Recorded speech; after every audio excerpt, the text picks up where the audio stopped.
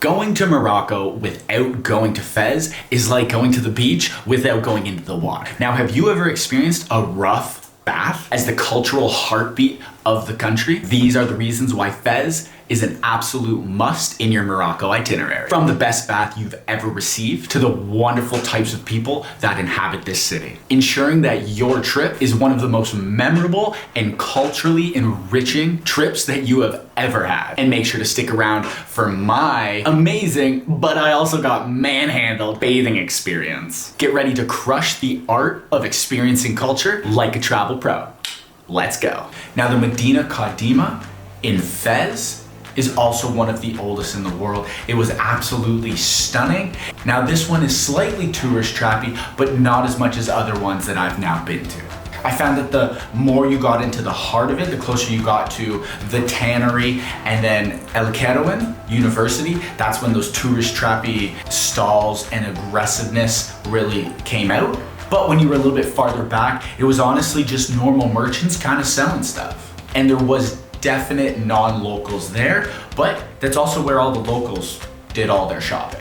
Now, I bought one thing. I was originally quoted at 950 dirhams. I haggled my way down to 350. And then to be extra cheeky, I went to my host and I told him what I wanted, and he ended up getting it for me for Stick around until the end to see what this amazing, my new favorite article is. This park is a little piece of heaven inside the city of Fez. It's absolutely gorgeous. If you want to break from that city life, you know, the brick buildings, and you just kind of want to relax, the Jardin, assuming I said that right, is a small garden park inside the city. It's super beautiful. It's small, you can walk around it. It's just lush greenery. There's a big pond. There's a lot of birds flying around. It's super peaceful. I enjoyed it. I was only there for 2 hours, but it was a nice break kind of from city reality.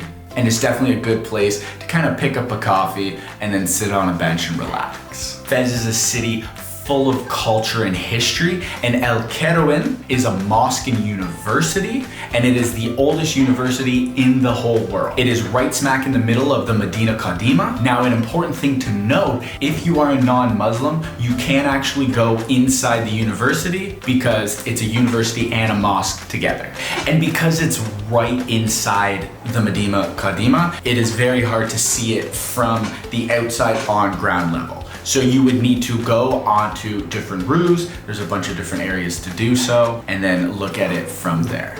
Inside Fez, in the Medina, there is a tannery. It's again one of the oldest tanneries. Fez just seems to be the oldest of everything. They have a few different ones, but they have one that is the biggest within the Medina, and it is where they tan all the different leathers. It's a super interesting sight to see because they do it the old-fashioned way. It's not like it's some factory, it's all outside. They've got these giant vats of different chemicals, and they're all different colors, and it's super interesting. It gives beautiful photos. You can see it at ground level inside the tannery itself, but that costs money. Or you can kind of take a few routes up through the stairs to be on the top of some of the roofs to look down into the tannery itself. Now, a big thing is while you're looking for this tannery, people will try and stop you if they see you looking almost confused. Like, where are you going? Where are you going? Where are you going? And they go, come here, come here, come here. I'll show you the best spot. Show you the best spot. And then the normal thing, once you get there, it's like, okay, I showed you. Give me money, money, money. And it's like, So the easiest thing to do is when you're looking for the tannery, find it on Google Maps. It's easily labeled. Follow the path. Ignore everyone and say that you do not have money. And you'll see that 80% of them will honestly go, yeah, and then they'll just dip. The only bonus that is if you do go with someone that does bring you, but they will actually give you a long explanation of everything about the tannery, which makes it a little bit more interesting. Now, what I did, I found it on my own, and I went up one of these flights of stairs, and there was 5 other guides talking to 5 other people, all about everything you need to know about the tannery, so I got free information anyways. Now, this isn't directly in Fez, but another activity to do when visiting Fez is to take a day trip to Chefchaouen. It's just a smaller city. This is the city painted in blue. It's unbelievably gorgeous. It's 4 hours away, so it's not a quick thing. It's a day trip for sure. And I found a price of 30 Canadian dollars. A few different people said, oh, you should spend 2 to 3 days there. I only did it for 1 day. And a YouTube short is coming on that soon. Now this is a big one. This is Jabel Zalagh. This is one of the mountains that is surrounding Fez. This as an activity is definitely kind of a 1-day adventure because it's around 8 kilometers. It's about 8 kilometers from the garden that I just mentioned. It's not hot. That right there, almost there, getting closer. Google Maps says it's about a 2.5-hour walk, obviously depending on your walking speed. I did it in about 2 hours. But nonetheless, 2 hours there, 2 hours back, and you wanna have some nice views, and you wanna spend some time up there while you're there to take everything in.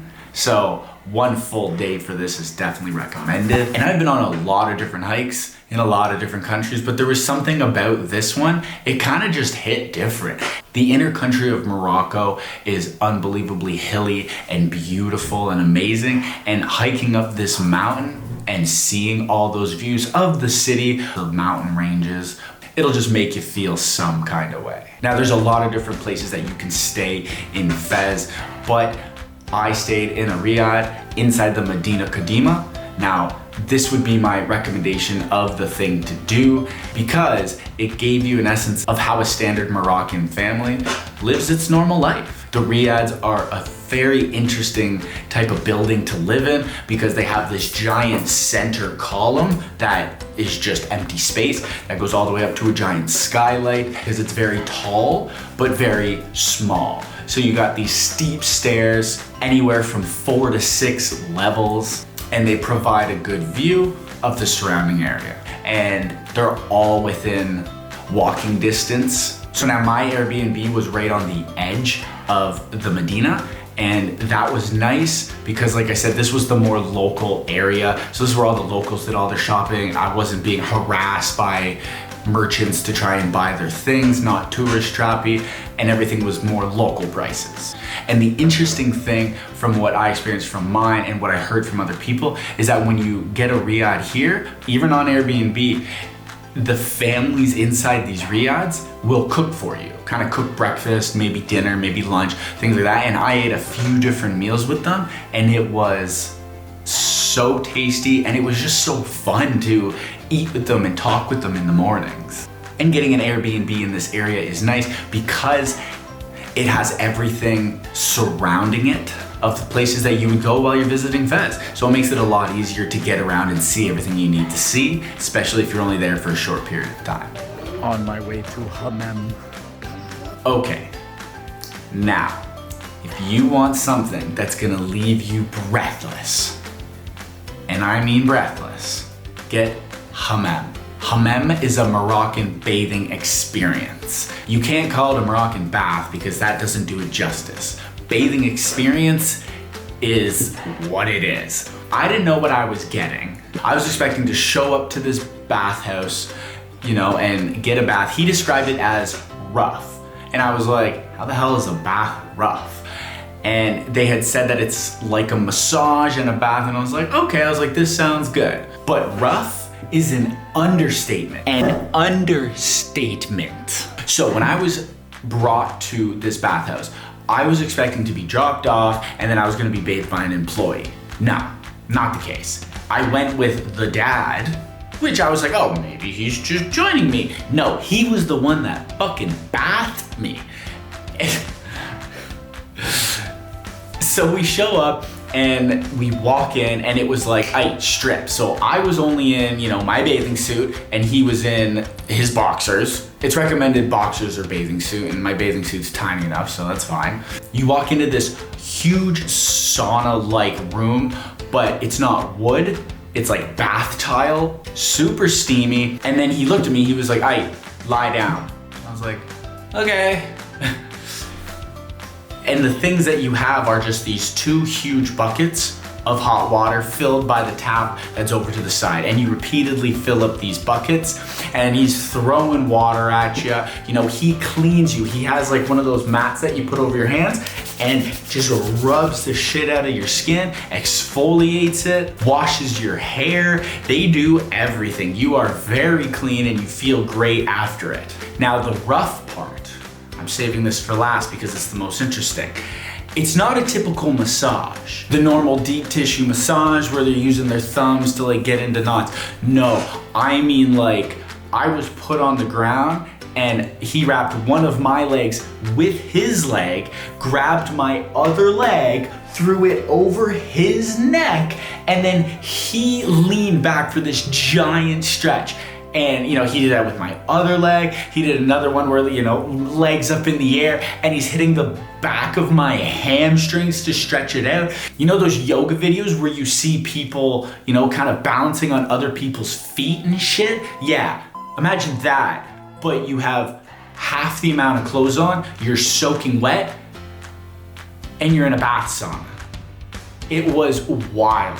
And most importantly is I would absolutely recommend it. It felt so good because obviously it's like hot yoga, but I felt like I could take on the world after that. I was so relaxed. I was so stretched out. It was everything I needed 3/4 of the way through my Morocco trip. And if it wasn't just a Morocco thing, I would absolutely get one of those once a week wherever I am in the world. This is just a quick picture of where my Airbnb was inside Fez. As you can see, Fez is pretty big, but all the interesting stuff is kind of up towards the north. My Airbnb is the Star. Now, from around here, you can kind of see, I didn't have a specific route, but all the red circles are just the places that I described in this video and the notable places to go. So getting an Airbnb inside the edge of the Medina is good because it keeps everything close and nearby. And importantly, it's key to kind of have it on the edge of the Medina because that's where you're seeing all the other locals, the local children, teenagers, and the adults just living their normal life. So it was super neat and again, enriching to just be amongst those people going out kind of grocery shopping with everyone and seeing how they live their day-to-day lives. The perfect example of what Fez honestly really is the spice shop owner that I had a heart-to-heart with. He was so chill and he was like, come look at my shop while I was walking back to my place. And I was like, sorry bro, I don't have any money. We just love talking and meeting new people. He's like, you don't have any money? That's fine, you can come into the shop. What's your name? And he just explained that like people in Morocco are of a different lifestyle than Casablanca, Marrakesh, and some of the other cities in Morocco, because people here are just trying to enjoy life and they want the people visiting to enjoy it all the same. So you stuck around to the end, and that one thing that I bought was this, and it is called a jalaba. Now a jalaba is camel and sheep wool made into this giant coat sweater. It has not pockets, but this is so you can stick your hands and reach inside your normal clothes pockets. It has a wonderful hood. You roll up the front part, and this thing keeps you so warm. I've been wearing it in France when I go out because I don't have a coat, and the stares that I am getting are absolutely hilarious. This is a typical item of the Berber people in Morocco. It's what they wear in the mountains and it keeps them warm. A funny feature is they use the hood as a pocket. And I did it a few times with my water bottle before it broke. Rip. And it just fits in there so well, and because it's so big and so heavy, and like the way the hood is attached to it, it keeps it upright without pulling on your neck or shoulders. And this is how low it goes. It is to the ankles, and it's amazing. And I am going to wear this everywhere as my new coat because it is so comfy and it is so practical. Now, my real raw review of Fez was that I honestly absolutely loved it, and I would recommend it to anyone and everyone that's visiting Morocco. If you are going to Morocco, you can't not include Fez. in your trip. The best part about this city is it's so filled with culture, which is amazing. The people are so chill there, but the city as an overall has a much slower pace in comparison to Casablanca. And then from what I've seen on Marrakesh and Tangier and Rabat, they're all bigger industrial style cities. Everyone has that I gotta go, I got shit to do mentality, hustle and bustle. But everyone in Fez just seemed to have a Sunday stroll type of vibe. People were just happy to, you know, be living. I vibe with that personally. Was a nice relaxing way to finish off my Morocco trip. I was there for 4 days, and in those 4 days, I definitely didn't feel a sense of rushing. I gotta do this, I gotta do that. It was, I got everything done, I explored everything. I did it at a slow pace. You could easily do Fez in 2 to 3 days. It would be rushed if you did it in 1 day, but 2 to 3 days is definitely a solid amount of time and experience all the culture to make it that memorable and culturally enriching trip. Now subscribe and follow along for more real, raw reviews and travel tips, all from my personal experience to help you travel more effectively, have more fun traveling, and showing you what the true wonders of traveling are really about. And make sure to watch this video right here, because this is everything you need to know about Casablanca, because it is not what you would expect. Have I longboarded my way into your heart yet?